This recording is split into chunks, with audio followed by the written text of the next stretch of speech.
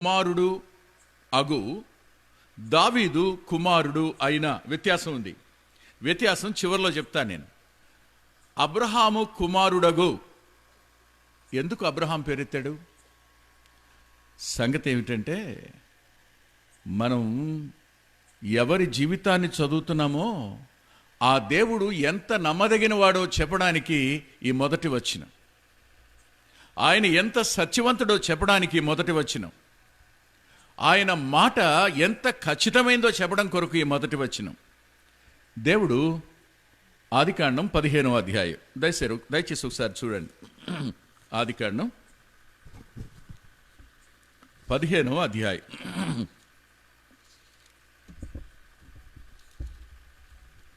మొదటి వచనంలో, ఇవి జరిగిన తరువాత యెహోవా వాక్యము అబ్రామునకు దర్శనమందు వచ్చి, అబ్రామా, భయపడకుము, నేను నీకు కేడము, నీ బహుమానము అత్యధికమగునని చెప్పెను. దేవుడు అబ్రాముతో మాట్లాడుతున్నాడు. అబ్రాముతో మాట్లాడుతున్న ఆ రాత్రి వేళ ఆయన రాగానే, అబ్రామా భయపడకు అన్నాడు. ఆశ్చర్యం! అబ్రహాము హృదయంలో భయం ఉన్నదన్న సత్యం ఆయన మాట్లాడితేనే అర్థమైంది, లేకపోతే మనకు తెలీదు. అబ్రహాము అంతటి వాడికి భయం ఏమిటి? ఎవడికైనా భయం ఉంటుంది. భయం లేని వ్యక్తి ఎవరున్నారు? చాలా గంభీరంగా ఉంటాడు, కానీ ఉదయం లేవగానే ఆ న్యూస్ పేపర్ చదువుతుండగా జలుబు వచ్చిందా, దగ్గొచ్చిందా, తగ్గట్లేదా, కరోనా ఏమో, అంతేగా. ఇంకా అక్కడి నుంచి అన్నం తినబుద్ధి కాదు, పండుకోబుద్ధి కాదు, పండుకుంటే నిద్ర పుట్టదు. అసలు మామూలు జలుబది, పచ్చడి బాగా తిన్నావు కాబట్టి. కానీ మనసు అంతా ఎక్కడికి పోయింది? కరోనా. అమ్మో, ఉంటానా పోతానా, భయం. భయం లేని మనిషి ఎవరు ఉండరు. అబ్రహాము అంతటి వాడు భయపడ్డాడు. భయపడిన వానితో దేవుడు అంటున్నాడు, భయపడి నువ్వు ఒక నిర్ణయం తీసుకున్నావు కదా. భయపడి నువ్వు తీసుకున్న నిర్ణయం ఏమిటంటే, తెల్లవారగానే పెదదాసుడైన ఎలియాజర్ని దత్తత తీసుకుందాం అనుకుంటున్నాడు. ఎవరున్నారయ్యా నాకు? ఇంత ఆస్తి ఉంటే ప్రయోజనం ఏంటి? ఇంతమంది పనివారు ఉంటే ప్రయోజనం ఏంటి? 14వ అధ్యాయంలో ఇంత గొప్ప జయం వస్తే నాకు ప్రయోజనం ఏంటి? నువ్వు నాతో ఉంటానన్నావు, వాగ్దానం చేశావు, మెసపటోమియా నుంచి నన్ను పిలిచావు, ఊరు అనే ప్రాంతం నుంచి. నా గర్భం మృతమైపోయింది, నా భార్య గర్భం మృతతుల్యమైంది, ఇంకా పిల్లలు ఎలాగో పుట్టరు నాకు. పెదదాసుడు ఎలియాజరే కదా నా ఆస్తికి వారసుడు అన్నాడు. బహుశా ఆ రాత్రి దేవుడు వచ్చి మాట్లాడడానికి గల ముఖ్య ఉద్దేశం ఏంటంటే, తొందరపడి దత్తత తీసుకున్నావు అబ్రాహం, చేయబోకు, నేనేనయ్యా నీకు కేడాన్ని. కీర్తన గ్రంథంలో కేడము అనే దానికి 4 గంటల అర్థం ఉంది. అంతేకాదు, నేనేనయ్యా విస్తరించుచున్న నీ బహుమానాన్ని, అది దాని అర్థం. ఆ తర్జుమా అలా ఉండాలి. ఇంగ్లీష్లో మంచిగా ఉంది. Abram, I am yours shield and yours exceedingly great reward అని ఉంటుంది. యువర్స్ ఎక్సీడింగ్లీ గ్రేట్ రివార్డ్, విస్తరించుచున్న బహుమానం కూడా నేనే. 127వ కీర్తనలో ఏమంటాడు కీర్తనాకారుడు? గర్భఫలము యెహోవా ఇచ్చు బహుమానం. దాని అర్థం ఏమిటి? అబ్రహమా, తొందరపడి ఎలియాజర్ని కొడుగ్గా చేసుకుందాం అనుకుంటున్నావా? నేను నీ కడుపులో పుట్టాలనుకుంటున్నానయ్యా. ఆత్మ అయిన వాడు శరీరధారి కావడం కోసం మొట్టమొదటిగా తాను అబ్రహాముతో చెప్పాడు, నీ కడుపులో నేను పుడతానని. ఆదాము అవలతో కూడా చెప్పాడు 3వ అధ్యాయం 15వ వచనంలో. ఇప్పుడు ఖచ్చితంగా అబ్రహాముతో చెప్తున్నాడు, నీ గర్భంలో నేను పుడతాను అని. వాగ్దానం చేసిన వాడు నమ్మదగిన వాడై 42 తరాల తరువాత ఇప్పుడు జన్మిస్తున్నాడు. విశ్వాసులు కూడా గుర్తుపెట్టుకోండి, ఆయన మాట అన్నాడా? మాట ఎన్నడూ తప్పడు. వాగ్దానం చేశాడా? వాగ్దానం చేసిన వాడు నమ్మదగినవాడు. ఇందులో అనుమానం కొంచెం కూడా లేదు. అంత నమ్మదగిన దేవుడు ఆయన. ఆయన గురించి ఒక మాట చదువుకుందాం, చూడండి. సంఖ్యాకాండం 23వ అధ్యాయం సంఖ్యాకాండం 23వ అధ్యాయం 19వ వచనం. దేవుడు అబద్ధమాడుటకు ఆయన మానవుడు కాడు, చదవండి. పశ్చాత్తాపట్టుకు ఆయన నరపుత్రుడు కాడు. ఆయన చెప్పి చేయకుండునా, ఆయన మాట ఇచ్చి స్థాపింపకుండునా. చాలండి. ఏమిటి మాటలు? వా, ఎంత గొప్ప ప్రత్యక్షత! ఆయన అబద్ధమాడడు, మాట ఇచ్చి తప్పడు,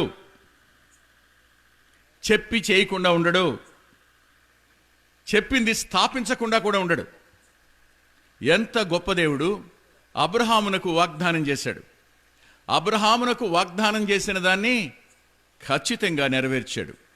కాలంలో మానవుడు చేసిన వాగ్దానాలన్నీ గాలికి ఎగిరిపోవచ్చు, కానీ దేవుడు చేసిన వాగ్దానం, ఆయన ఇచ్చిన మాట ఖచ్చితంగా నెరవేర్చి తీరుతాడు.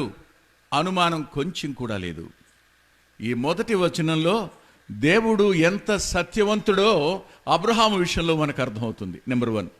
నెంబర్ 2, దావీదు కుమారుడు అయిన ఆయన తను తాను అబ్రహాము కొడుగ్గా చెప్పుకున్నాడు. రెండవదిగా దావీదు కొడుగ్గా కూడా చెప్పుకుంటున్నాడు. దావీదు కొడుగ్గా చెప్పుకోవడం ఏమిటి? సమూయేలు 2వ గ్రంథం.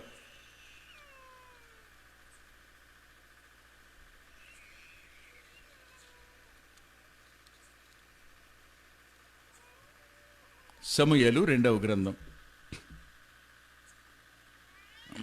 16వ వచనం. నీ మట్టుకు నీ సంతానమును నీ రాజ్యమును నిత్యము స్థిరమగును, నీ సింహాసనము నిత్యము స్థిరపరచబడును. దావీదుతో మాట్లాడడానికి ఆ రాత్రి వేళ ప్రభు వచ్చారు. అబ్రహాముతో మాట్లాడిన వాడే దావీదుతో కూడా మాట్లాడుతున్నాడు. మాట్లాడుతున్న ప్రియప్రభు ఇలా అన్నారు, దావీదు, నీ సంతానం నిత్యము స్థిరమవుతుంది, నీ రాజ్యం నిత్యము స్థిరమవుతుంది, నీ సింహాసనం నిత్యము స్థిరమవుతుంది. 3 మాటలు అన్నాడు ఆయన. 1, నీ సంతానం. 2, నీ రాజ్యం. 3, నీ సింహాసనం నిత్యము స్థిరమవుతాయి. దాని అర్థమేంటి చెప్పండి? శాశ్వతమైన సంతానాన్ని నీకు ఇస్తా, శాశ్వతమైన రాజ్యాన్ని నీకు ఇస్తా, శాశ్వతమైన సింహాసనాన్ని నీకు ఇస్తా. అవును, దావీదుకు పుట్టిన కుమారుడు యుగయుగాలు బతుకుతాడా? ఎవరు బతికారు? దావీదు రాజ్యం ఇప్పుడు ఉందా? దావీదు సింహాసనం ఇవాళ ఉందా? లేదుగా. మరి ఎందుకన్నాడు ఈ మాట? దావీదు కుమారునుగా జన్మించే శాశ్వతమైన సంతానం ఆయన స్థాపించబోయే రాజ్యం ఎనటెన్నిటికీ ఉండే స్థిరమైన రాజ్యం. ఆయన సింహాసనం యుగయుగాలు ఉండేది, అన్ని సింహాసనాల కంటే ఉన్నతమైన సింహాసనం. అంటే అర్థం, దావీదు ఏమి భయపడకు, కంగారు పడకు, నీ గర్భంలో నేనే పుడతా. అబ్రహాముతో చెప్పాడు, తరువాత దావీదుతో వాగ్దానం చేశాడు. మొత్తం అబ్రహాము మొదలుకొని యాకోబు వరకు, లేకపోతే యోసేపు వరకు ఉన్న ఈ పరిస్థితి అంతటిలో ఇద్దరితో మాట్లాడాడు. నేను జన్మిస్తా నీ గర్భంలోనని చెప్పిన మాట ఖచ్చితంగా నెరవేర్చిన వాడుగా ఆయన ఉన్నాడు. అది మొదటి వచనం. ఎవరైనా వాగ్దానం చేసినవాడు నమ్మదగినవాడు, వాగ్దానం చేసినవాడు నమ్మదగినవాడు. ఇక్కడే నేను ఇలా అంటాను, ఏమంటానంటే, వెంకటరత్నం కుమారుడగు అని, తరువాత స్టాన్లీ కుమారుడైనా అన్నాను. వెంకటరత్నం కుమారుడు కానీ స్టాన్లీ కుమారుడు అయినా అన్నాం. తేడా ఉందా లేదా? ఖచ్చితంగా తేడా ఉంది. ఎందుకో చెప్తాను, మీరు అపార్థం చేసుకోవద్దు. అబ్రహామునకు శారా వలన జన్మించిన సంతానం కదా, కానీ దావీదునకు ఎవరి వలన జన్మించిన సంతానం? ఉన్నతమైన దేవుడు ఎక్కడ జన్మించడానికి ఇష్టపడ్డాడు? ఎక్కడ జన్మించడానికి? వారి సంబంధం సక్రమమేనా? వారి వివాహం సక్రమమేనా? ఆలోచించండి ఒకసారి. ఉన్నతుడైన దేవుడు ఆ పరిస్థితిలోనికి రావడమా? ఇక్కడే ఒక మాట చెప్పాలి. మనము నమ్మదగని వారమైన దేవుడు నమ్మదగినవాడు అనడానికి ఈ వచనం రుజువు. మనం నమ్మదగిన వాళ్ళం కాదు. ఎన్నో పతనాలు మన వ్యక్తిగత జీవితాల్లో, మన పతనాలు ఉన్నా ఆయన వాగ్దానం చేసిన వాడు నమ్మదగినవాడు అని చెప్పడం కొరకై వ్రాసిన మొదటి వచనం ఇది. అర్థమైంది కదండి? ఇక్కడి నుంచి కొంచెం ముందుకు వెళదామా?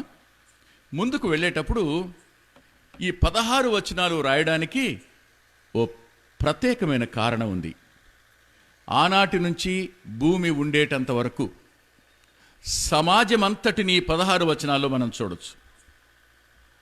ఈ 16 వచనాలకు ఒక పేరు పెట్టుకోవాలి అంటే మిర్రర్ టు ద సొసైటీ, సమాజానికి అద్దం, సమాజానికి దర్పణం ఈ 16 వచనాలు. ఈ 16 వచనాల్లో సమస్త మానవ చరిత్ర కనిపిస్తుంది, మానవుల యొక్క నైజం కనిపిస్తుంది, మానవుల మానసిక పరిస్థితి కనపడుతుంది, మానవుని యొక్క ఆత్మీయ స్థితిగతులు కనబడతాయి, మానవుని చరిత్రలో ఎలాంటి మార్పులు జరుగుతాయో ఈ 16 వచనాల్లో కనపడతాయి. ఈ 16 వచనాలు ఎంత అద్భుతమైన సారాంశం కలిగినవో ఆనాటి సమాజాన్ని స్పష్టంగా చూపించిన ఈ వచనాలు నేటి సమాజాన్ని చూపిస్తాయి. 2000 సంవత్సరాల తరువాత ఉన్న మరొక 2020 కానీ 25 కానీ 30 కానీ ప్రభు రాకుండా ఉంటే ఇవాళే వచ్చే అవకాశం ఉంది. కాబట్టి వాటిని కూడా చూపించేటువంటి వచనాలు ఇవి. ఎలా అంటారు మీరు? ఇవాళ సమాజం యొక్క సమస్య ఏమిటి? సమాజం యొక్క సమస్య ఏమిటి చెప్తారా? What is the evil in the society today? నేటి సమాజంలో ఉన్న చెడేమిటి? నేటి తరం, యవన తరం, దేవుని ఎరుగని తరం, యవన తరం చెడిపోయిన తరం. అవును కదూ? మీరు ఇలా అంటారు, ఏమండి ఎంత మంచి అమ్మా నాన్నలండి వీళ్ళు, కానీ వాళ్ళకి ఇలాంటి పిల్లలు పుట్టారేంటండి? ఎంత చక్కటి తల్లిదండ్రులు వాళ్ళు, ఎంత మంచి తల్లిదండ్రులు వాళ్ళు, ఎంత బుద్ధిమంతులైన తల్లిదండ్రులు వాళ్ళు, కానీ వాళ్ళకి పుట్టిన పిల్లలు ఎలాంటి వాళ్ళు? మంచివాళ్ళేనా? అమ్మనాన్నల పేరు నిలబెడుతున్నారా?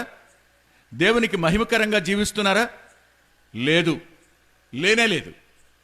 అంటే నేటి సమాజ సమస్య ఏమిటి? మంచి తండ్రులు చెడ్డ పిల్లలు, మంచి తండ్రులు చెడ్డ పిల్లలు. ఇందులో అది కనపడుతుంది. మంచి తండ్రులు ఉన్నారు, చెడ్డ పిల్లలు కూడా ఉన్నారు. అవును కదా? నెంబర్ 1. నెంబర్ 2 చెప్తాను. ఇలా అందాం, అబ్బా బ్రదరో నాకు ఇది అర్థం కాదండి, వాళ్ళ అమ్మ నాన్న ఎంత చెడ్డవాళ్ళో బ్రదర్, వీడంత మంచివాడండి. వాళ్ళకి పుట్టిన కొడుకు వాడి కడుపును పుట్టాడు బ్రదర్, నాకు ఆశ్చర్యం, ఇంత మంచివాడు అంత చెడ్డవాళ్ళ కడుపును ఎలా పుట్టాడు? అవును, చెడ్డ తల్లిదండ్రులకు మంచి పిల్లలు కూడా ఉన్నారు. నేటి సమాజ సమస్య ఏమిటి? చెడ్డ తల్లిదండ్రులు. అవునా? చెడ్డ తల్లిదండ్రులకు మంచి పిల్లలు ఉన్నారు, మంచి తల్లిదండ్రులకు చెడ్డ పిల్లలు ఉన్నారు. ఇదేగా సమాజం యొక్క సమస్య నేడు. ఇప్పుడు అంటాను, చెడ్డ పిల్లలు ఎక్కడ మారుతారు? చెడ్డ తండ్రులు ఎక్కడ మారుతారు? వారిని ఎవరు రక్షిస్తారు? 16వ వచనంలో యేసు రక్షకుడు, అందుకు రాసిన మాట ఇది. వాస్తవం. ఎవరిని ఎలా మారుస్తారు? ఏ విధంగా మార్చబడడం జరుగుతుంది? ఒక వ్యక్తి ఎలా మారతాడు? మారడం ఎంత సాధ్యం? నిజమే సాధ్యమేనా? అవునండి, చాలా సాధ్యం. నేను మీతో ఒక సంఘటన చెప్తాను. పత్రికను నేను అంటే మంత్లీ మ్యాగజైన్ని ఓ ప్రెస్లో ప్రింట్ చేయించేవాడిని గుడివాడలో. ఆ ప్రెస్ ఓనర్ వచ్చి, ఆయనకు 3 పిల్లలు, అందులో చిన్నవాడు నా క్లాస్మేట్ వాడు ఇప్పుడు లీడింగ్ లాయరు, తాళ్ళూరి శంకర్ అని. ఆ రోజున ప్రెస్ దగ్గరికి వెళ్ళాను. వాళ్ళ అన్నయ్య ప్రెస్ మెయింటైన్ చేస్తాడు. వెంకటరత్నం, నువ్వు ఇవాళ సాయంకాలానికి ఇమ్మన్నావు కానీ బైండర్స్ రెడీగా ఉన్నారు, కానీ అప్పట్లో లెటర్ ప్రింటింగ్ అనమాట, అక్షరాలన్నీ కూర్చుకోవాలి. ప్రసాద్ అని కుర్రాడు ఉన్నాడు, అతను 5 అయితే వెళ్ళిపోతాడు, చేతులు కడిగేసుకుంటాడు. అతను తప్ప ఇన్ని పేజీలు చేయగలిగిన వాడు ఎవడూ లేడు. ఎవరు చెప్పినా వినర వెంకటరత్నం అతను, కాబట్టి నేను ఇవాళ ఇవ్వలేను అన్నాడు. నేనన్నాను, నువ్వు ఇవ్వకపోతే ఎలా అన్నా, నేను రేపు సాయంకాలానికి ఖచ్చితంగా పోస్టులో వేయాలి, ఇప్పటికే లేట్ అయింది, కొంచెం చెప్పు అంటే, నా వల్ల కాదు బాబు, నువ్వు వెళ్ళు అన్నాడు. కారణం ఏమిటంటే ఆ కుర్రాడు రాడికల్స్తో సంబంధం ఉన్నవాడు. రాడికల్స్ అతనికి ఒక పెస్టులు ఇచ్చారు, పలానోని కాల్చిపారేయరాని. అలా చూడ కుర్రాడు, నువ్వే వెళ్ళి మాట్లాడుకోపో అన్నాడు. నేను లోపల గది వెళ్ళాను, అప్పటికే చేతులు కడిగేసుకున్నాడు, చొక్కా ఇలా వేసుకుంటాడు. నేను అన్నాను, ప్రసాద్ అన్నాను. ఏమిటండి అన్నాడు. బాబు అది దేవుని పని, కొంచెం చేసి పెట్టవా అన్నాను. లేదండి, నేను నిజమైన శ్రామికుణ్ణి, సమయానికి వస్తా, సమయానికి వెళ్ళిపోతా, సమయం దాటితే ఒక్క నిమిషం కూడా ఉండను నేను, నాకు చాలా రూల్స్ అండ్ రెగ్యులేషన్స్ ఉన్నాయి, నేను ఆ పని చేయను అన్నాడు. నాకేం అర్థం కాల. అతను తప్ప ఎవడు చేయలేడు, మిగతా వాళ్ళు నలుగురు కలిసిన ఒక్కడ పని చేయలేడు. ఎందుకు అసంకల్పితంగా 2 చేతులలో పెట్టి, ప్రసాద్ నీకు 2 చేతులు జోడించి నమస్కారం పెడతానయ్యా, రేపు పోస్ట్ వేయాలయ్యా అన్నా. ఏమైందో, సార్ మీరు చేతులు తీసేయండి, వద్దొద్దు మీరు వెళ్ళిపోండి, చొక్కా తీసి అక్కడ పెట్టి వచ్చి పనిచేయటం మొదలుపెట్టాడు. ఇంతకు మించి నేనేం చెప్పలా, నేనేమనలా. బయటికి వెళ్ళాను, ఆ లోపల ఆఫీసులో కూర్చున్నాను, ప్రార్థన చేసుకుంటున్నాను. సరిగ్గా 2 అవర్స్లో పనంతా చేసి పెట్టేసి వెళ్ళిపోయాడు. వెళ్ళిపోయిన వాడు ఇంటికి వెళ్ళాడు. ఇంటికి వెళ్తే తన భార్యతో అన్నాడట, అమ్మాయి ఇటు రా అన్నాడు. ఏంటి, ప్రార్థన చేసుకుందామా అన్నాడు. భార్య ప్రార్థనకి వెళ్తానంటే చిత్త కొట్టేవాడు. అలాంటి వాడు ప్రార్థన చేసుకుందాం రా అన్నాడంట. ఇతనికి రాదు ప్రార్థన, నువ్వు చెయ్యి అన్నాడు. ఆ అమ్మాయి ఆశ్చర్యపోయి, ప్రార్థన అంటే కొడతాడు, ఇదేంటి అంటే, ఏమోనమ్మా నాకు తెలీదు, ఒక ఆయన ఎప్పుడు వస్తుంటాడు, తక్కువ మాట్లాడతాడు, ఆయన 2 చేతులు ఇలా జోడించాడమ్మాయి, నాకు ఆ వణుకు ఇప్పటి వరకు పోలా, నా అంతరంగంలో భయం వచ్చేసింది, నాకు ప్రార్థన చేయవా అని అడిగాడు. ఆ 2వ రోజు మధ్యాహ్నం నేను ఒక పబ్లిక్ మీటింగ్లో, యూత్ మీటింగ్లో మాట్లాడాలి. యూత్ మీటింగ్కి నేను వెళుతూ ఉండగా అతను అక్కడే అవతల వీధిలో ప్రెస్ ఇక్కడికి వచ్చాడు. ఎప్పుడు రాడు మీటింగ్కి, రావాలనిపించుకొస్తే నేను కనపడ్డా. నేను కనపడితే ఇతను ఇక్కడికి వచ్చాడేంటి అనుకుంటాడేమోనని అతను వెళ్ళిపోబోతున్న, ప్రసాద్ వెళ్ళరా వచ్చావు కదా, కూర్చోకూడదా, యూత్ మీటింగ్ కొంచెం విని వెళ్ళయ్యా అన్న. లేదు సార్, మా ఆవిడ పలానా ఊరు ఆకివీడు అక్కడ కూడా ఉంది, ఆకివీడి మీటింగ్స్ అయితే బయలుదేరి వెళ్ళిందండి, నేను కూడా అక్కడికి వెళ్ళిపోవాలి సార్ అని వెళ్ళిపోయాడు. అంటే నన్ను ఫేస్ చేయడానికి అతనికి ఇష్టం లేదు, వెళ్ళిపోయాడు. సరిగ్గా అక్కడికి వెళ్ళాడు. ఒక రోజు గడిచింది. మధ్యాహ్నం బయలుదేరబోతుంటే ఒక సేవకుడు, ఎక్కడికి వెళ్తున్నావా అంటే, వెళ్ళిపోతున్నాను, యూత్ మీటింగ్ విని వెళ్ళాయా అన్నట్టు. అక్కడ నిన్న మధ్యాహ్నం ఆయన యూత్ మీటింగ్ విని వెళ్ళమన్నాడు, ఇవాళ ఈయన యూత్ మీటింగ్ విని వెళ్ళమంటున్నాడు. ఏంటి ఈ కోయిన్సిడెన్సు? అక్కడే కూర్చున్నాడు, వాక్యం విన్నాడు, తను పాపినని గుర్తించాడు, ప్రభు రక్తం ప్రతి పాపాన్ని కడుగుతుందని గ్రహించాడు, ఆయన మరణ పునరుద్ధానాలు ఒక భక్తిహీనుడు నీతిమంతుడిగా తీరుస్తాయి అని పరిశుద్ధాత్మదేవుని చేత ఒప్పించబడ్డాడు. అక్కడే అతను ప్రభువుని అంగీకరించి మారు మనసు పొందాడు. ఇప్పటి వరకు నాతోనే ఉన్నాడు. 30 సంవత్సరాలు పై చిలుకు నుండి, కరెక్ట్గా 30 ఏళ్ళు అతను రక్షించబడి, పత్రిక ఆరంభించబడి 32 సంవత్సరాలు. ఎందుకు ఈ మాట చెప్తున్నాను? ఒకటే, ఒక వ్యక్తిలో మార్పు ఎలా వస్తుంది, ఎవరు మారుస్తారు? చెడ్డవారిని మార్చగలిగిన వాడెవడు? ఏ సంఘ సంస్కర్త అయినా ఒక వ్యక్తిలో మార్పు తీసుకొని రాలేడు. సంస్కరిస్తాడు, సంస్కరణ ఎప్పుడూ కూడా 2 చెడు జరగడానికి కారణం అవుతుంది. బలవంతంగా మాన్పిస్తే దానికి 2 చెడు అవుతుంది. కానీ ఇది మాన్పించడం కాదు, ఇది మార్పు. పంది వంటి స్వభావం కలిగిన మానవుడు గొర్రెలాగా మార్చబడడం మార్పు. మృగం వంటి స్వభావం కలిగిన వాడు, అతడు మానవ హృదయం కలిగిన వాడు కావడం మార్పు. ఇది ఆత్మదేవుడు కలిగించే కార్యం. ఈ మార్పు చేయగలిగిన వాడు రక్షకుడు, ఆయన జన్మించాడు అనే మాట 16వ వచనంలో రాసింది. అర్థమైంది కదా? చెడ్డ తండ్రులైనా చెడ్డ కుమారులైనా రక్షించగలిగిన వాడెవరు అంటే ఆయన ఒక్కడే. ఈ 16 వచనాల్లో మనం నేర్చుకోవలసిన ఒక పాఠం. మరో పాఠం, కొత్తగా బైబిల్ చదివేవాళ్ళు ఈ వచనాలు చదువుతున్నప్పుడు అబ్రహాము ఇస్సాకును కన్నాడు, ఇస్సాకు యాకోబును కన్నాడు, యాకోబు అనగానే ఇదేంట్రా బాబు బ్రదర్న్ అసెంబ్లీ వాళ్ళు రాశారు ఏంటి బైబిల్ అనిపిస్తుంది. అవును కదా. కానీ ఒక మాట చెప్తాను, పరిశుద్ధాత్మదేవుడు ఎందుకు అంతమంది స్త్రీల పేర్లు రాయలేదు? ఆయన 5 స్త్రీలను ఎత్తి చూపించి స్త్రీల స్థానం స్త్రీలది, వారు ఎక్కడ ఉంటే మేలు జరుగుతుందో ఎరిగిన వాడు గనుక ఎవరికి ఎంత స్థానం ఇవ్వాలో అంత స్థానం ఇచ్చాడు ఈ 16 వచనాలలో. అపార్థం చేసుకోకండి. బయట పరిస్థితులు చూసి ఏ గాలి పడితే ఆ గాలి కొట్టుకొని పోకండి, ప్రమాదం ఉంది. ఈ 16 వచనాలలో స్త్రీలకు ఎంత ప్రాధాన్యత అంతే ఇచ్చాడు, తక్కువ చేయలే. అంత మాత్రమే కాదు, వాళ్లను ఘనపరిచి హెచ్చించడం ద్వారా చరిత్ర గుర్తుపెట్టుకోవలసింది స్త్రీలను కూడా అనే సత్యం చెప్పడం కొరకు ఈ మాటలు రాశాడు. ఇక్కడ సమాజం ఎంత నైతికంగా చెడిపోయిందో, ఎంత నైతికంగా పతనమైందో చెప్పడం కొరకై ఈ 16 వచనాలు రాయబడ్డాయి. ఎంత చెడిపోయింది సమాజం నేను చెప్తాను. ఎంత చెడిపోయిందో చూడడానికి నేను మీకు కొన్ని వచనాల వద్దకు వెడదాం. 3వ వచనం దగ్గరికి రండి. యూదా తామారు నందు పెరసును. చాలండి, తామారు ఈ మాటను మీరు ఒకసారి అనుకోండి. లోపల ఏం పేరు? తామారు. మొదట ఈ మాట పెట్టాడు ఈమెని. నేను ఇలా అంటాను, ఇందాక ఎవరో తమ్ముడు పాట పాడాడు, విధిరాతనా ఏం మాటనది? మంచి మాట. విధి అన్నది థియాలజీ కాదు, it is mythology. That is a mythical word. అది ఏనాటి ఎప్పటికీ క్రైస్తవ్యానికి చెందింది కాదు. మంచి మాట. ఈ అమ్మాయి అమ్మా నాన్నలు పెళ్లి చేశారు. పెళ్లి చేసిన కొంతకాలానికి భర్త చనిపోయాడు. జాగ్రత్తగా వినాలి మీరు. ఈ అమ్మాయికి వాళ్ళ తల్లిదండ్రులు పెళ్లి చేశారు. పెళ్లి చేసిన కొంతకాలానికి భర్త చనిపోయాడు. భర్త చనిపోయిన తరువాత మళ్ళా రెండో పెళ్లి చేశారు. అతను చనిపోయాడు, అతను కూడా చనిపోయాడు.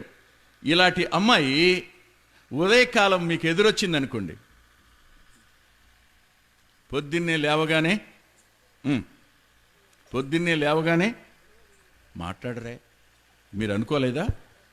అరే రే విశ్వాసులండి, పిల్లి ఎదురొస్తే వెనక్కి వస్తారు, దండం పెట్టాలి వాళ్ళకి. అబ్బబ్బబ్బబ్బబ్బా, ఎంత సెంటిమెంట్లో, ఎంత నైతికంగా సమాజం పతనమైందో. ఇలా అంటాను, ఆ అమ్మాయి ఎదురొస్తే ఓర్చుకోలేరు, నిద్ర లేవగానే ఆ పిల్ల ముఖం కనపడితే ఓర్చుకుంటారా? ఓర్చుకోలేరు కదా. ఆమెకు సముచితమైన స్థానం ఇస్తారా? ఆమెను గౌరవిస్తారా? గౌరవించరు. కారణం చెప్పండి. ఏంటి బ్రదరు, ఒక పెళ్లి చేస్తే చచ్చాడు, రెండో పెళ్లి చేస్తే కూడా వాడు చచ్చాడు. దీని చెప్పండి, ఇందా పాడారుగా, దీని రాత కదా, దీని రాతట తగలడింది. ఒక మాట అంటాం, 2 విధాలుగా ఈమెను నిర్వచించవచ్చు. గౌరవప్రదంగా పిలిస్తే ఆ పాటలో ఉన్నట్టు విధి వంచిత ఆమె, విధి వంచింది ఆమెని అంటారు కదా. ఇంకొక పదం ఉంది, అది కూడా క్రైస్తవ పదం కాదు, మన భారతీయ పదజాలం, తెలుగు పదజాలం. ఆ పదజాలంలో ఉన్న పదం ఏమిటంటే శనిగొట్టుది బ్రదరు. ఏంటంట? శనిగొట్టుది. అది కూడా క్రిస్టియన్ వర్డ్ కాదు, అది మిథికల్ వర్డ్. అది ఇలా అంటాను నేను, నన్ను క్షమించండి. మొదటి భర్త చనిపోవడానికి ఈమె కారణమా, వాడి దుర్మార్గత కారణమా? చెప్పండి.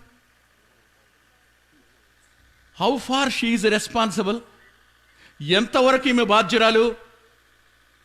కానీ దీనంతటికి ఎవరిని బాధ్యులుగా చేస్తారు? అంటే సమాజం నైతికంగా ఎంత చెడిపోయింది. చెడిపోలేదా?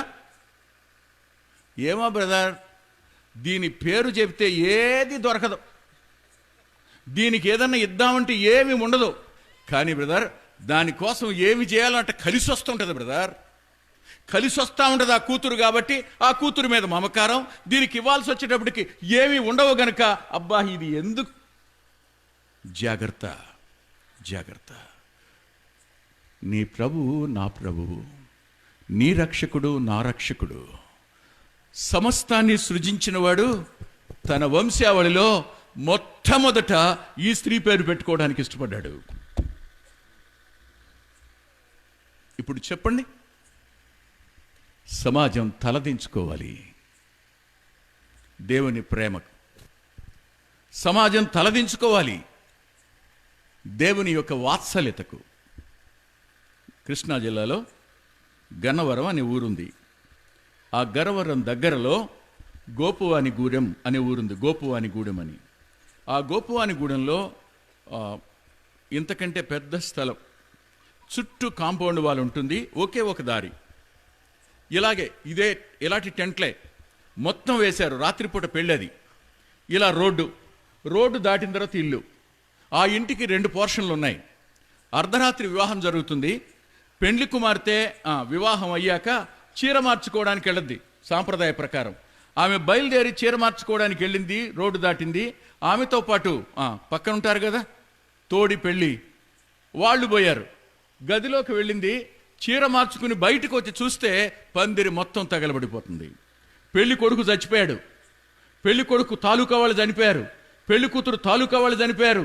దూకి పారిపోవడానికి అవకాశం లేదు. చుట్టూ కాంపౌండ్ జరిగింది. గోపువానిగూడెం పెండ్లి పందిరి తగలబడింది. ఎవరు చేసుకుంటారు ఆమెని? ఎవరు చేసుకుంటారు? చివరికి ఆమెను వాళ్ళ మేనమామ చేసుకున్నాడు. ఆ కుటుంబానికి సంబంధించిన వారితో నాకు వ్యక్తిగతంగా పరిచయం ఉంది.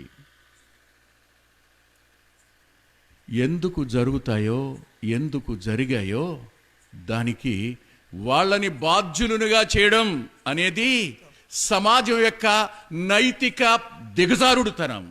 వాళ్ళు బాధ్యుల? ప్రభువుని అన్నారు, అవునయ్యా ఒక మాట అడగాలనుకుంటున్నావు మిమ్మల్ని. విన్నారు కదా, గలిలయకు సంబంధించిన వాళ్ళు కొంతమంది దేవాలయానికి వచ్చారు. వచ్చిన వారు బలి అర్పించాలనుకున్నారు. పిలాతు ఈలోగా సైన్యాన్ని పంపాడు. సైన్యం వచ్చి వాళ్ళని నానా చిత్రహింసలు పడితే రక్తం చిందింది, వాళ్ళు చచ్చిపోయారు, వాళ్ళ రక్తం బలి రక్తంలో కలిసింది అని ప్రభువుకు సమాచారం చెప్పారు. అప్పుడు ప్రభు అన్నాడు, అబ్బాయి మీ అభిప్రాయం ఏమిటి? ఇన్ని ప్రాంతాలున్నా ఆ గలిలయులు మాత్రమే పాపాత్ములని మీరు అనుకుంటున్నారా? అలా జరగడాన్ని బట్టి మారు మనసు పొందకపోతే మీరు కూడా అలాగే నశిస్తారయ్యా అన్నాడు. మారు మనసు పొందకపోవడం అనేదే ప్రమాదం, కానీ జరిగిన సంఘటన ఎలా జరిగింది, ఆ సంఘటన యొక్క పర్యవసానం ఏమిటి, దానిని బట్టి వ్యక్తుల్ని అంచనా వేయొద్దు అన్నది దాని అభిప్రాయం. అప్పుడే ఒక మాట అన్నాడు, మంచిది, పిలాతు పంపితే, పిలాతు హింసిస్తే రక్తం చిందింది, వాళ్ళ రక్తం బలిలో కలిసిందని మీరు అంటున్నారు. నేను ఇంకొక సమాచారం చెప్తాను. సిలోయము గోపురం కూలిపోయింది కదా, దాని క్రింద పడి 18 మంది చనిపోయారు కదా, మరి ఇది ఎలా జరిగింది? ఎవడో కూలదోయలేదుగా. దేవుని చిత్తం చొప్పున ఆ సమయంలో జరిగింది. మనం 2 పదాలు వాడతాం, అదృష్టమని, దురదృష్టమని. ఆ పదాలు బైబిల్లో కూడా వచ్చేసినాయి. అవి కూడా క్రిస్టియన్ థియాలజీ కాదు, క్రైస్తవ వేదాంతం కాదు అది. వాటికి ఇలా పేర్లు పెట్టుకోవాలి. అదృష్టవశాత్తు అనే దానికి దైవవశాత్తు అని పెట్టుకోవాలి. దురదృష్టవశాత్తు అంటే నష్టవశాత్తు అని పెట్టుకోవాలి. అది క్రిస్టియన్ వేదాంతానికి సంబంధించిన వచనాలు అవి. సరే, మంచిది, ఇక్కడికి వద్దాం. ఇలా జరిగే పరిస్థితుల్లో ఒక స్త్రీ కానీ ఒక పురుషుడు కానీ అతని జీవితంలో జరిగిన సంఘటనలు అతనికి సంబంధం లేకపోయినా అతని నిరాశలోనికి, నిస్పృహలోనికి, సమాజంలో హీనపరచబడే స్థాయిలోనికి దిగజార్చేస్తాయి. అతడు బాధ్యుడు కాడు. కానీ సమాజం అతన్ని చూడడానికి కానీ, అతనితో మాట్లాడడానికి కానీ, అతని ముఖం చూడడానికి కానీ ఇష్టపడదు. దేవుడు చెప్తున్నాడు, అలాంటి వారు ఎవరైనా చరిత్రలో ఉంటే వారేం దిగులు నక్కర్లేదు, నా హృదయంలో మీకు ఒక ప్రత్యేకమైన స్థానం ఉంది అని చెప్తున్నాడు ఆయన. ఇది మొదటి స్త్రీ నుండి మనం నేర్చుకోవలసిన మంచి పాఠం. ఇక రెండవ మాట దగ్గరికి వెడదాం. దయచేసి 5వ వచనం. నయస్సోను సల్మానును కనెను, సల్మాను రాహబునందు. రాహబ్ ఎవరు వేశ్య కదా? ఆ పదం పలకడం కూడా మనకిష్టం లేదు. ఆ పదం పలికితే మనకు అదో రకంగా ఉంటుంది, జుగుప్స. ఇలా అంటాను, అలాంటి వాళ్ళు ఎవరైనా మీ ఇంటికి వస్తే, వాళ్ళ చరిత్ర బాగా మీకు తెలిస్తే, మీరు తాగే గ్లాసుతో నీళ్ళు ఇస్తారా తాగడానికి? మీరు తినే ప్లేట్లో అన్నం పెడతారా? ఆ రాత్రి మీ ఇంట్లో ఉంటాను అంటే మీ మంచం ఇస్తారా? హృదయపూర్వకంగా చెప్పండి, గుండెల మీద చేసుకుని. ఎంత అసహించుకుంటారు? మొదటి ఆమె విధి వంచిత అనుకున్న సమాజ పదజాల ప్రకారం ఈమె సమాజ వంచిత. ఈమెను సమాజం వంచింది. ఏ స్త్రీ అయినా కోరి ఇలాంటి వృత్తిలో ఉంటుందా? ఇలాంటి పరిస్థితుల్లోనికి వెళుతుందా? మీరు ఎప్పుడైనా ఆలోచించారా? ఏ స్త్రీకి ఇష్టం అండి? ఏ స్త్రీ పరిస్థితిలో ఉండడానికి ఇష్టపడుతుంది? దీని వెనక ఎంత మోసపోయిందో, ఏ విధంగా సమాజం ఆమెను వంచిందో ఆలోచించండి. ఎప్పుడైనా ఇలాంటి వారు తారసపడితే కూర్చోబెట్టి సువార్త చెప్పి చూడండి. వారు హృదయం విప్పి మాట్లాడతారండి, కళ్ళ వెంట నీళ్ళు వస్తాయి. మీకు తెలుసా, తన కుమార్తెను MBBS చదివించడానికి డబ్బులు లేక ఈ పని నేను చేస్తున్నాను అని చెప్పిన తల్లులు ఉన్నారండి. నేను దాన్ని సమర్థించడం లేదు. అలా అయిపోవడం వెనకేదో కారణం ఉంది. ఆ కారణం సమాజ బాధ్యత కాదా? పరిపాలకుల బాధ్యత కాదా? పరిపాలకులు పట్టించుకోరు, సమాజం పట్టించుకోదు. ఆ పిల్లలు పైకి రావడానికి ఏమాత్రం వీల్లేదన్నట్టుగా కఠిన హృదయం చేసుకున్నప్పుడు దిక్కులేని తనంలో కొంతమంది, మోసగించబడి మరికొంతమంది ఆ కూపంలోనికి నెట్టివేయబడతారు. ఇలాంటి వాళ్ళని ఎవరండి ఆదరిస్తారు? ఇలాంటి వారిని ఎవరండి గౌరవిస్తారు? ఇలాంటి వారిని ఎవరండి చేర్చుకుంటారు? ఎవరు చేర్చుకోరు. చేర్చుకోవడానికి ఎవ్వరికీ ఇష్టం ఉండదు. విచిత్రమైన సంగతి ఏమిటంటే, నా ప్రియరక్షకుడు ఇలా అన్నాడు,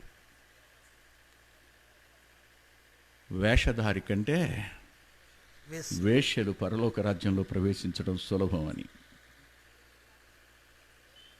చాలా మంది లోపల 4 గంటల వ్యభిచారపు మనసు ఉంటుంది. సమాజానికి భయపడి చేయరు, రోగాలకి భయపడి ధైర్యం లేక చేయరు, అంతేగాని అంతరంగంలో లేక కాదు. నా ప్రియరక్షకుడు ఇలా అన్నాడు, నేను మీతో నిశ్చయంగా చెప్తున్నాను, మోహపు చూపుతో చూచిన సమయంలోనే నీవు అది చేసావు నీ హృదయంలో. Are you not a debaucher? కాదని చెప్పండి. సమాజంలో ఇది, మన సమాజంలో అయితే ఒక భాగంగా అయిపోయింది. పేర్లు చెప్పడానికి నాకు ఇష్టం లేదు. జోగిని, బసివిని, ఇవన్నీ ఎక్కడి నుంచి వచ్చాయి? సమాజ నైతిక పతనాలు. ఎంత పతనమైపోయిందో సమాజం.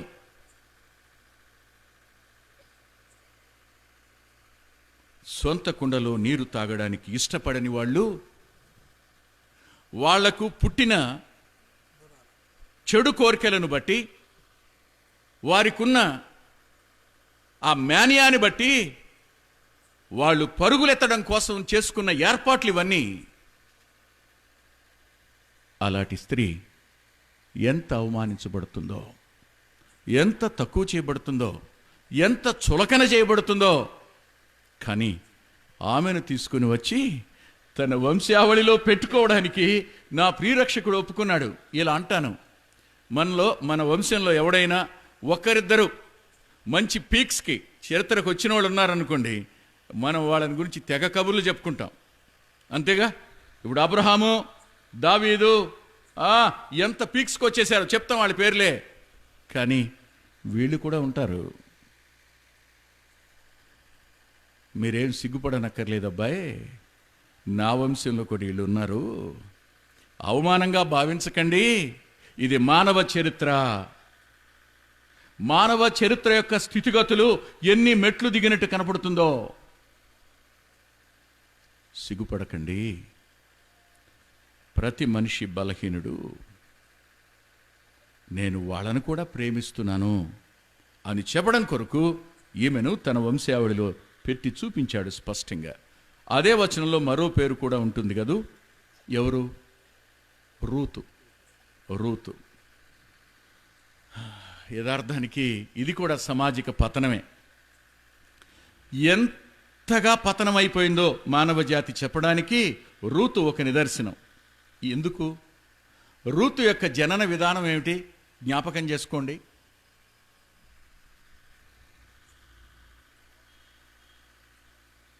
There is an illegal relationship in between father and daughters. కదండి, సక్రమమా క్రమమా? ఇది సంతానం. ఇది సంతానం. సమాజంలో అక్రమ సంతానానికి మనం ఇచ్చే స్థానం ఎంత? తప్పు చేసింది వాళ్ళు, వీళ్ళు పుట్టారు కానీ వాళ్ళు లేరు. ఇప్పుడు ఉన్నది వీళ్ళు. వీళ్ళని ఎంత అవమానంగా చూస్తారు.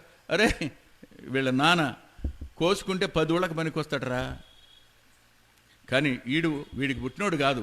ఆడు రోడ్డు అంటే వెళ్తుంటే మాట్లాడుకునే మాటలు ఇవి కదా. అవునా కాదో ఆలోచించండి మీరు.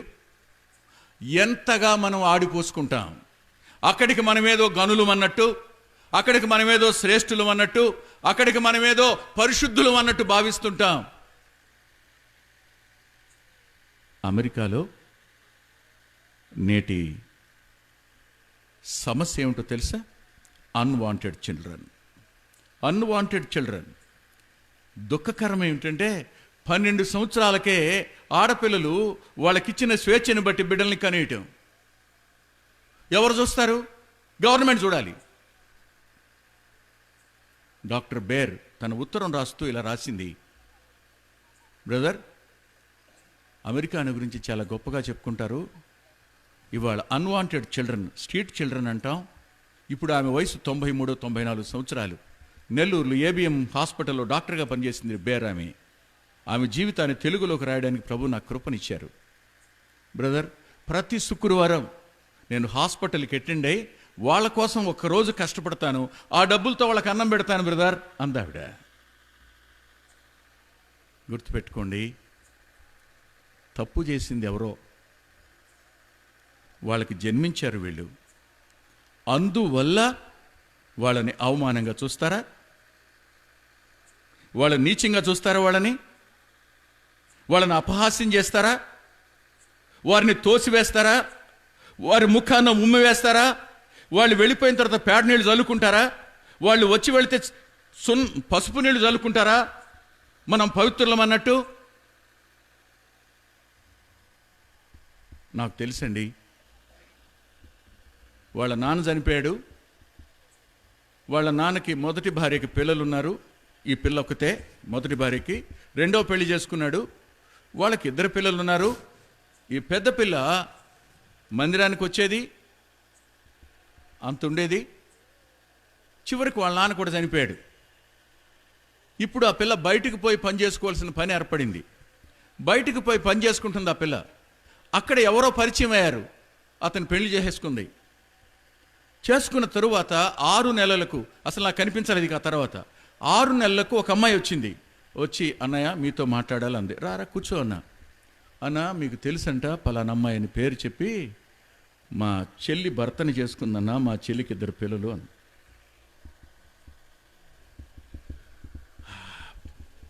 నరాలు తెగిపోయినట్టు. అప్పటి వరకు నాకు తెలీదు. ఇంట్లో తెలియకుండా పెళ్లి చేసుకుంది అనుకున్నాను, కానీ ఆ వివాహం కూడా సక్రమం కాదు అనే సత్యం భలే దుఃఖం అనిపించింది. ఆ తర్వాత ఆ పిల్ల ముఖం చూడలేదు నేను.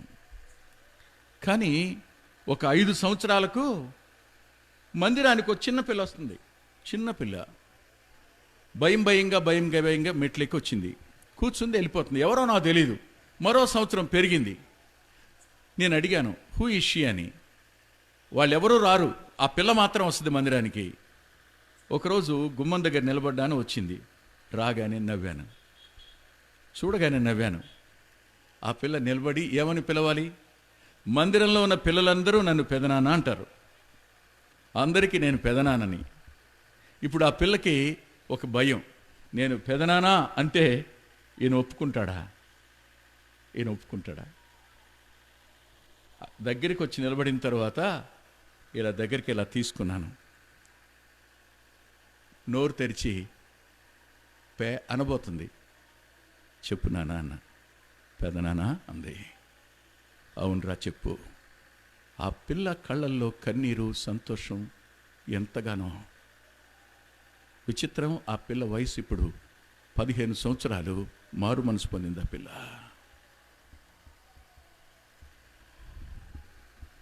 అమ్మ నాన్నలు చేసిన తప్పుకు పిల్లల్ని బాధ్యులుగా చేసే సమాజం నేటి సమాజం.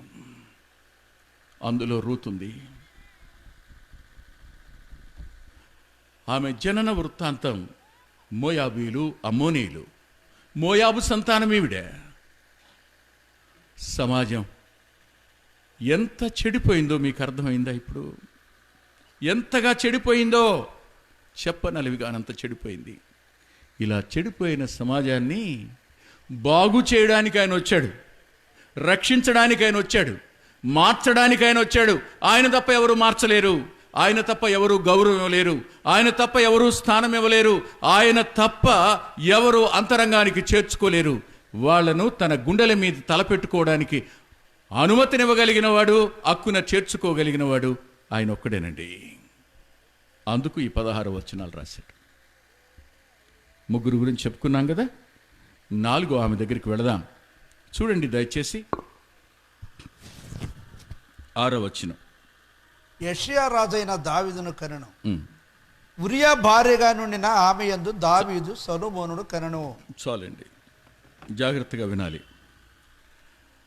అబ్బా, ఈ 6వ వచనం చెప్పే మాట ఏమిటంటే, ఆయన వాళ్ళని ప్రేమించాడు, వీళ్ళని ప్రేమించాడు కదా అని మన ఇష్టానుసారంగా జీవించవచ్చు అనుకుంటారేమో, ఎలా బ్రతికినా పర్వాలేదు అనుకుంటారేమో, ఏ విధంగా జీవించినా రక్షించబడిన తరువాత సైతం మన ఇష్టానుసారంగా జీవించే స్వేచ్ఛ ఉందని చెప్పుకుంటారేమో. ప్రమాదం ఉంది. నేటి సమాజంలో గ్రేస్ మిషన్ అనేది ఒకటి ప్రారంభమైంది. ఈ గ్రేస్ మిషన్ చేస్తున్న పని ఏమిటో తెలుసా మీకు? జాగ్రత్తగా వినండి. అరే, నువ్వు రక్షించబడ్డావు. ఎలా రక్షించబడ్డావు? విశ్వాసం ఉంచడం వల్ల రక్షించబడ్డావు. సిగరెట్లు మానేయటం వల్ల రక్షించబడ్డావా? తాగడం మానేయటం వల్ల రక్షించబడ్డావా? పాపం చేయకుండా మానేయటం వల్ల రక్షించబడ్డావు కాదయ్యా, విశ్వాసం ఉంచడం వల్ల రక్షించబడ్డావు. కాబట్టి రేపు ఆయన వచ్చేటప్పుడు ఇక్కడ కృపనే వెంట పెట్టుకొస్తాడు. కాబట్టి ఎత్త జీవించినా పర్వాలేదు, ప్రమాదం. ప్రియరక్షకుడు చెప్పాడు, నేను పరిశుద్ధుడను గనుక మీరును పరిశుద్ధులై ఉండండి. నామమునకు మహిమ కలగడానికి మనం పిలువబడ్డాం. ఆయన మహిమకు కీర్తి కలగడానికి పిలువబడ్డాం. ఆయన ప్రమాణాలు మారవు.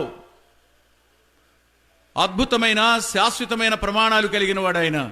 అందుకనే ఆమె పేరు కూడా రాయడానికి ఇష్టపడ్డా. ఆమె ఎవరి భార్యగా అంగీకరించాడు? ఎవరి భార్యగా చెప్పడానికి ఇష్టపడ్డాడు? ఇప్పటికీ ఉరియా భార్య అనేవి. God's standards are permanent. Nobody can change the standards of the Lord. ఎంత భయంతో వణుకుతూ ఉండాలి. నేను ఒక సంఘటన చెప్పాలి. ఒక 28 సంవత్సరాల క్రిందట కాబోలు, 30 అయిందేమో, తెలంగాణకి పరిచర్యకి వెళ్ళేవాడిని. వెళ్ళినప్పుడు నాకు స్నేహితుడు ఉన్నాడు. తను, నేను, ఇంకొక ఆయన ఉన్నాడు, రాయుడు అని. రాయుడు అంటే సినిమా ప్రొడ్యూసర్. అతను వచ్చేవాడు సాయంకాలం పూట. కొద్దిసేపు మాట్లాడిన తర్వాత అతని సువార్త చేసేవాళ్ళం ఖచ్చితంగా. అతనికి ఎందుకో తెలియదు కానీ ప్రభు అంటే అభిమానం కొంచెం వచ్చేవాడు. నా స్నేహితుడు ఒకరోజు అతనితో మాట్లాడిన సంభాషణ చెప్పాడు. రాయుడు గారు, మీరు పలానా ఆమెని పెళ్లి చేసుకోవాలనుకున్నారు కదా, ఎందుకు పెళ్లి చేసుకోలేకపోయారని అడిగాడు. ఆయన చెప్పాడు, సార్ నేను ఆ రోజు షూటింగ్లో ఉన్నాను, షూటింగ్లో ఏమీ తినబుద్ధి కాలేదు, మంచి ఎండలో, సాయంకాలం అయిన తర్వాత కొంచెం ఆకలి అయినట్టు అనిపించింది, పోయి ఒక చోట నేను హోటల్ ఉంటే ఓ చీకటిగా ఉన్న చోట కూర్చున్నాను, సర్వర్కి ఏదో ఆర్డర్ ఇచ్చాను, వాళ్ళు తెచ్చి పెట్టేలోగా నేను గోడ వైపుకున్నాను, నేను ఎవరికి కనపడను, నన్ను ఎవరు గుర్తుపట్టరు కూడా. 2 టేబుల్స్ అవతల ఎవరో మాట్లాడుకుంటున్నారట, ఏరా ఏంటి మన రాయుడు చలం పెళ్ళాన్ని పెళ్లి చేసుకుంటున్నాడంటగా అన్నాడంట. చలమ సినిమా యాక్టరే, అతని భార్య కూడా సినిమా యాక్టరే, శారద. చలం పెళ్ళాన్ని పెళ్లి చేసుకున్నాడంట కదరా రాయుడు అన్నారంట. గుండె ఆగిపోయింది. ఆ రోజు మానేశాడు పెళ్లి చేసుకోవడం. ఆయన ఎవరు భార్య? ఎవరు భార్య? ఒకటంటాను, ఇది పతనం కదా. దేవుని హృదయానుసారుడు ఎన్ని కీర్తనలు రాశాడు, ఎంత మధుర గాయకుడు, ఎంత అద్భుతమైన సందేశం తన పడక మీద నుండి ఇచ్చాడు. సామాన్యుడు కాదు సుమా దావీదు. యెహోవా యుద్ధాలు చేసినవాడు, రాజ్యాన్ని అబ్రహామునకు వాగ్దానం చేసిన రాజ్యమంతటిని గెలిచి వాగ్దాన భూమిని పరిపాలించినటువంటి రాజు అతను. కానీ ఒకచోట పడిపోయాడు. లేఖనం చెప్పే మాట, నీవు రక్షించబడ్డావు, చాలా పేరు ప్రఖ్యాతులు వచ్చాయి, వయసు కూడా పెద్దదైంది, ఏం పర్వాలేదు, నేను పతనం కాను అని ఎప్పుడూ కూడా నీ మీద నీవు నమ్మకం పెట్టుకోవద్దు. ఆయన పతనమయ్యాడు, నువ్వు నేను కూడా పతనమయ్యే అవకాశం ఉంది. జాగ్రత్త సుమా, ఒంటరిగా ఉండొద్దు. జాగ్రత్త సుమా, అనవసరమైన దాన్ని చూడొద్దు. జాగ్రత్త సుమా, నువ్వు సహితం పతనమయ్యే అవకాశం ఉంది అని ఈ సంఘటన చెబుతుంది. ఇక్కడ క్షమించండి, ఒక మాట చెప్పక తప్పటం లేదు. పాపానికి వయోభేదం లేదు.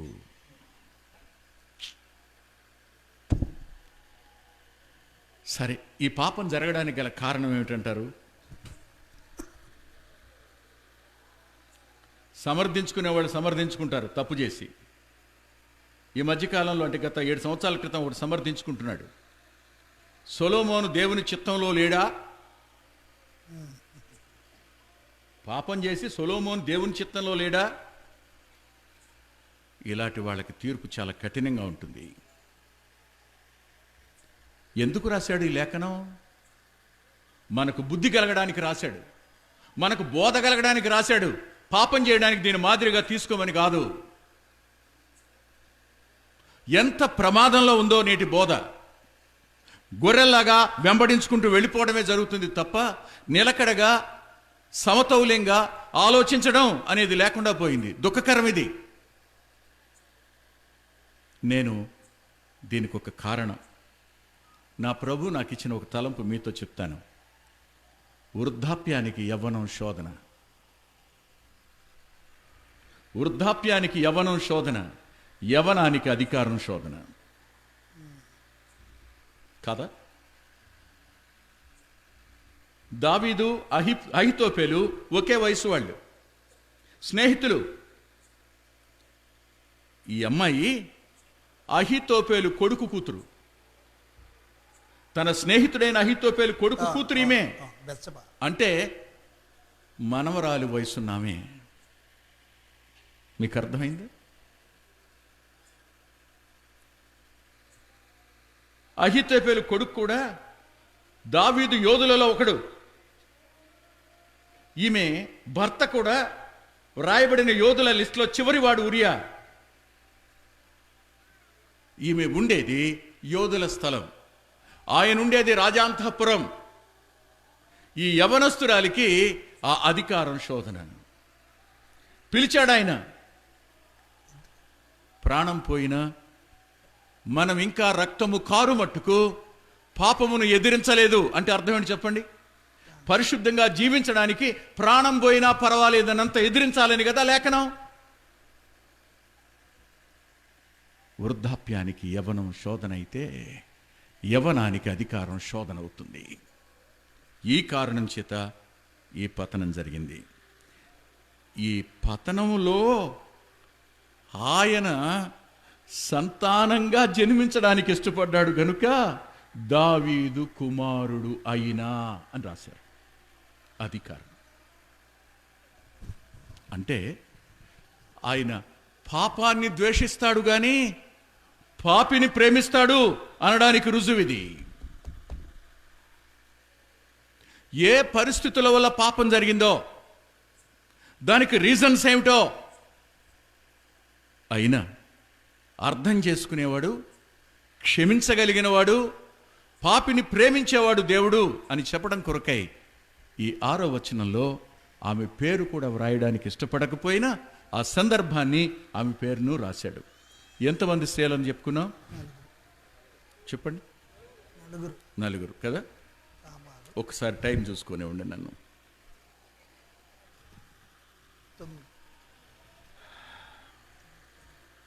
9:15 టైం అయిపోయింది. ఆఖరి మాటలు చెప్తాను, మనసు పెట్టి వినండి. ఇందులో 16వ వచనంలో మరో అమ్మాయి ఉంది, మరో స్త్రీ ఉంది. ఎవరు ఆవిడ? మరియ కదా. ఇలా అందాం, మరి ఎవరు? కన్యక. తన పరిశుద్ధతను కాపాడుకుంది. సమాజంలో తమ బ్రహ్మచర్యాన్ని, తన కన్యత్వాన్ని కాపాడుకునే వాళ్ళు కూడా ఉంటారు. అలాంటి వారి కడుపులో నుండి తాను వెలుపలికి రావడానికి దేవుడు ఇష్టపడతాడు. అలాంటి వారి కడుపులో నుండి అరుణోదయ దర్శనం అనుగ్రహించబడుతుంది. అలాంటి వారి నుండి జీవం ప్రవహిస్తుంది. అలాంటి వారి నుండి వెలిగించబడడం, వెలుగు వస్తుంది అని చెప్పడం ముఖ్య ఉద్దేశం. వీళ్ళు కూడా ఉంటారు. కానీ ఒక్క మాట చెప్పాలి, క్షమించండి. ఒక రోజున నా ప్రియరక్షకుడు ఆ వీధిలో ప్రయాణం అయ్యి వెళ్తున్నాడు. ఆయన చూడడానికి ఎన్ని వేల మంది జనమో, బారులు తీరిన జనం, రోడ్డుకి ఆ పక్క ఈ పక్క. ఆయన నడిచిపోతున్నప్పుడు అసలు ఎంత పరవశించిపోయేవాళ్ళో. ఆయన వస్త్రం ముట్టుకుంటే చాలని, వంగి ఆయన పాదాలు పట్టుకుంటే చాలని, ఆయన ముఖదర్శనం చేసుకుంటే చాలని, ఆయన సమీపంగా వెళితే చాలని అనుకునేవాడు. ఆయన బోధ, ఆయన వర్చస్సు, ఆయన నడక, ఆయన పవిత్రత, ఆయన నిష్కళంకత, ఆయనలో ఉన్నటువంటి సమస్తం మూర్తీభవించిన ఆ దైవత్వం నడిచిపోతున్నప్పుడు ఆడవాళ్ళు కడుపులో ఉన్నది పెట్టుకోలేరు కదా. బయటికి అనకపోతే లోపల వాళ్ళకి నొప్పి వచ్చేస్తుంది. ఆమెకు కూడా ఆ రోజున తట్టుకోలేక ఇలా అంది. ఏముందంటే, అయ్యా నిన్ను కన్న గర్భం ధన్యమైందయ్యా అంది. కొడుకా, నిన్ను కన్న తల్లి ధన్యం, నా కడుపులో పుట్టాల్సిందిరా నువ్వు. నేనెంత ధన్యురాలైపోయేదాన్నో, నువ్వు ఆమె కడుపులో పుట్టావు, నిన్ను కన్న కడుపు ధన్యం.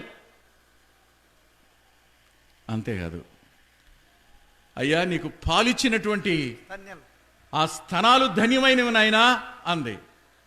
ఆయన పోయేవాడు ఆగి, అవునమ్మా నిజమే గాని నా యందు విశ్వాసముంచువాడు మరి ధన్యుడు అన్నాడు. అంటే ఆమెకు నమస్కారం పెట్టమనా? ఎవరు తిరిగి జన్మిస్తారో ఈమె కంటే ధనులవుతారు. ఈమె కంటే ధన్యత మీకు ఇవ్వడానికి నేను భూమి మీదకి రక్షకుడిగా వచ్చాను. ఆఖరి మాటలు 4 చెప్పాలి, ముగిస్తున్నాను. తామారు దగ్గర నుంచి మనం నేర్చుకోవాల్సిన పాఠం ఒకటి ఉంది. అదేమిటంటే, ఆమె ఒక నియమానికి కట్టుబడింది. యవనస్తురాలు ఎవరిని పెళ్లి చేసుకోకూడదు? మీరే చెప్పండి. ఆమె యవనస్తురాలు కదా, ఎవరిని పెళ్లి చేసుకోకూడదు? మళ్ళీ ఆ వృద్ధుని పెళ్లి చేసుకోవాల్సిన అవసరం ఏంటి ఆమెకి? ఒక నియమానికి కట్టుబడింది. ఒక పాపి పరిశుద్ధుడు కావాలి అంటే ఆత్మ నియమం దగ్గరికి రావాలి. అప్పటికి ధర్మశాస్త్రం లేదు, ఒక నియమం ఉండడానికి. భర్తృధర్మం జరపడం అనేది ధర్మశాస్త్రం ద్వారా వచ్చింది, ఇంకా ధర్మశాస్త్రమే రాలా, ఆదికాండం సంగతిది. కానీ ఆమె ఒక నియమానికి కట్టుబడింది.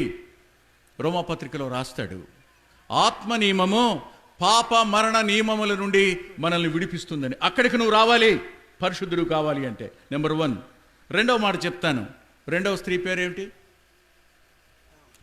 పేరేమిటి? రాహబు కదూ. రాహబు విశ్వాసం దగ్గరికి వచ్చింది. విశ్వాస న్యాయం దగ్గరికి రావాలి నువ్వు. క్రియా న్యాయం నిన్ను రక్షించదు. నువ్వు చేసే కార్యక్రమాలు కానీ, నువ్వు చేసే మంచి కానీ, నువ్వు చేసే దాన ధర్మాలు కానీ నిన్ను రక్షింపలేవు. నువ్వెక్కడికి రావాలి? ఆమె అంటుంది, అయ్యా మీ దేవుడు చేసిన కార్యాలు వింటే మా గుండెలు అవిసిపోయాయి. ఐగుప్తులో పస్కా బలిపశు రక్తం ద్వారా విమోచించబడిన మీరు ప్రయాణం చేసి వస్తున్నప్పుడు మీ ముందు ఆయన నడిచాడే, అగ్నిస్తంభంలో మేఘస్తంభంలో. మీ ఎదుట ఎర్ర సముద్రం పాయలైందే. మీ ముందు సీహోను ఓగు అనేటువంటి రాజులు హతమైపోయారే. మీ దేవుడు నిజంగా దేవుడయ్యా. తాను ఏ వృత్తిలో ఉన్నా, ఎంత పతనావస్థలో ఉన్నా ఆమెకు ఆయన యందు విశ్వాసం. విశ్వాస న్యాయం దగ్గరికి రావాలి నువ్వు. ఆత్మ నియమం దగ్గరికి రావాలి, విశ్వాస న్యాయం దగ్గరికి నువ్వు రావాలి. 2. మూడవది రూతు కదూ. రూతు ఒక నిర్ణయం తీసుకుంది. రూతులో ఒక నిర్ణయం ఉంది. ఏమిటా నిర్ణయం?